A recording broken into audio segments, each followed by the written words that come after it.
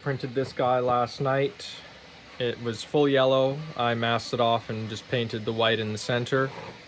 I forgot to film it before I did that, but as you can see, it was all this color, and I just painted that white because in Fallout, as you know, I'm doing the Fallout themed bar. The chemical radioactive barrels are yellow with the white center. This is going to be glow in the dark green filament. I've just masked it off so none of the paint comes through. And then there's going to be bubbling, glowing green radiation goop on the top. I'm probably going to still paint some yellow on here, just because it'll age better with yellow paint other than just yellow plastic. It'll look a little fake underneath. So I'm just going to give it some paint. Got to mask off the white and then paint yellow on the two yellow parts. And then I can put that aside and get focusing on the green goop.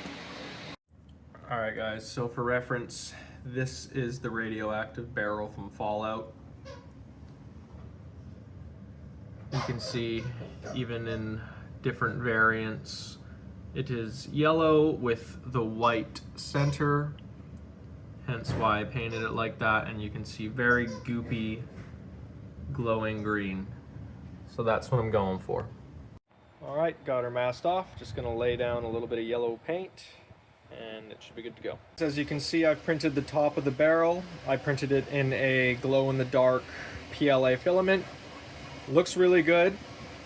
But it does look very plasticky. I want it to look more goopy. So what we're going to do is mix up some urethane resin. It's a translucent resin that I actually use at work called KX Flex. So I just went down to Fibertech. That's our local store that sells resins and makeup effect stuff, fiberglass and whatnot, and picked up some resin. And I'm going to mix a bit of glow-in-the-dark powder with that resin, and then paint that, stipple it on top, make it look goopy. So, I mean, hopefully it works out. We'll give it a shot. If not, I can always print another one of these.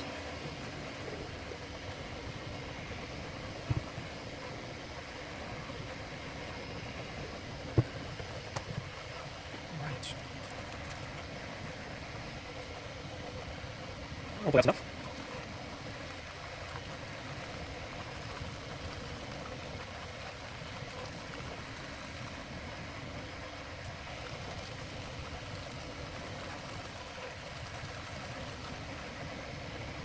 All right, let's see how this goes. Oh yeah, that looks cool.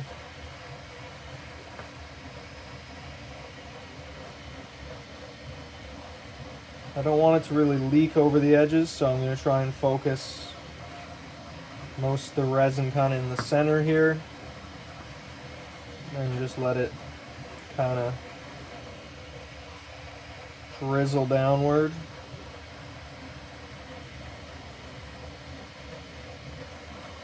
Definitely looks a bit more authentic, like some goopy toxic waste, a little bit less flat and plastic looking. And the filament's already glow in the dark, so the fact that this resin has glow-in-the-dark powder in it should have a really nice effect and should really glow. Getting set up to do some age painting. It's not going to take much. Honestly, just a kind of a dirty dark brown wash, some red oxide and a little bit of orange for rust, and then a little bit of silver to give it some like metal scratches, and that's pretty much it. So I'm gonna get started.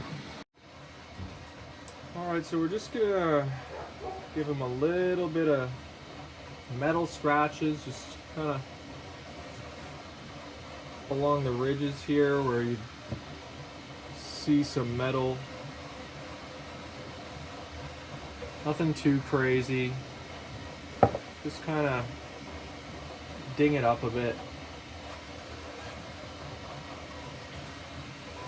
We're going to be going over with a wash, so it's not going to be this bright.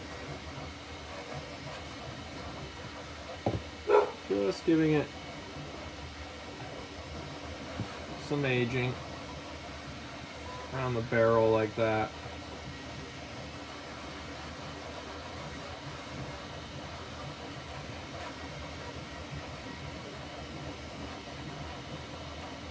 Don't want it looking too clean, too new. This has survived the apocalypse. All right, so we got the silver metal chips put on there. So now I'm going to move into doing a dark brown, muddy dirt wash over the whole thing, and that'll tone down the silver a little bit and blend everything in so it doesn't just look like random polka dots everywhere.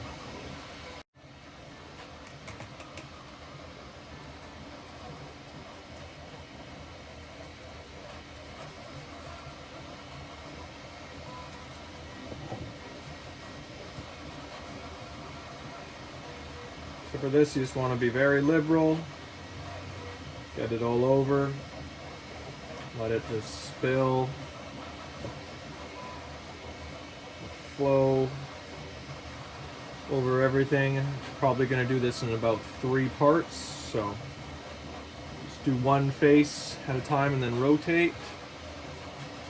Want to definitely get it up in the creases here, where naturally liquid would flow and kind of pool and rust. And you just want to dab and wipe. You don't want to do too much of either motion, because then it'll leave behind that imprint. Just like that. Just a little bit of wiping, a little bit of dabbing, and then sometimes where it just leaves a little extra, just leave it. That's perfect. And then we're going to do that again, where we'll kind of continue where it left off. And you want to kind of overlap a bit so it doesn't leave a hard line where you last left off. Now this is just raw umber acrylic. It's nothing special, and just a bit of water and a dirty chip brush.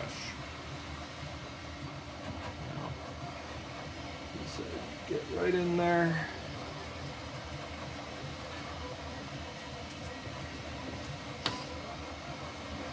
And just dab and wipe. Dab and wipe. All right, for the rust, we're going to do it in 3 stages. Just some raw umber, the same color I used for the wash, red oxide, and then just a tad orange highlights. And we're going to do that in layers. So we'll go over everywhere with the raw umber first, and then on top some red oxide, and then on a couple spots where it's really rusty, add some of that orange vermilion. So we're just going to put rust where it would naturally kind of accumulate. So I can see right there where the water kind of from the wash gathered up in here. So we're just gonna kind of fade some rust away, drip it down here like that.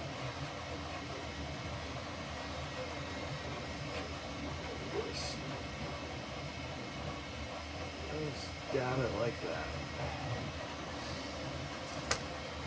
You can get that, just kind of make it look a bit more natural. So we'll let that dry, and then we'll go over it with the other colors after. So we're just gonna put a couple rusty spots here. I don't want to overdo it and overpower the natural look that we got right now, but just add some rust where rust would naturally gather.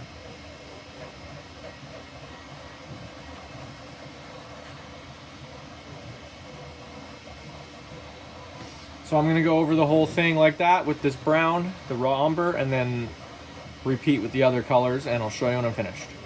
And there is the finished product. I think it looks very similar to the Fallout Vibe. Obviously a little different. The Fallout one doesn't have this cutout for the glow-in-dark filament. It has instead like a little decal label. But other than that, I'm thinking it looks pretty close to what's in the game. Alright, I just finished wiring, as you can see. So I ran it in a way that the lights wouldn't obstruct too much. You can see where they're there. They kind of show through where they're taped down. But I did it in a nice, very uniform. It almost looks like the barrel just has some ribs. And in the center, you can't see anything because I have the light floating there, not actually attached, and there's only one single bend that goes down to the bottom. And then I just have the control unit mounted to the back, as you can see there, so that obstruction you can't see when it's set up. And now for the goop on top. And there it is. That's so cool. All right, it's kind of hard to pick up on video here, but you'll see.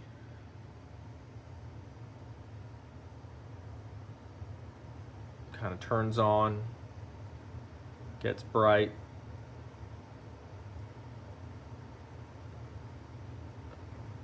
and then starts to kind of dim, and then gets bright again. Super cool. Very happy with it.